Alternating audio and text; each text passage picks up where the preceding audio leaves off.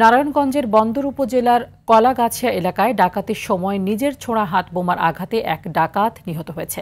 এ ঘটনায় আহত হয়েছে আরও দুজন।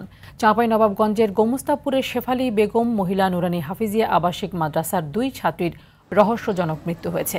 এদিকে কুড়িগ্রামের নাগেশ্বরীর গোদ্দারের পাড় বিলের কচুরি পানার নিচ থেকে শহীবুর রহমান স্বপন নামের অবসরপ্রাপ্ত এক সাব রেজিস্ট্রারের মরদেহ উদ্ধার করেছে পুলিশ।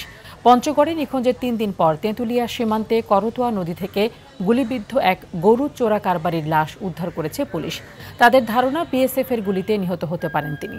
সিরাজগঞ্জের শাহজাদপুরের রতনকান্দি ব্রিজের নিচ থেকে পানিতে ডোবার একদিন পর 75 বছর বয়স্ক এক বৃদ্ধের মরদেহ উদ্ধার করা হয়েছে।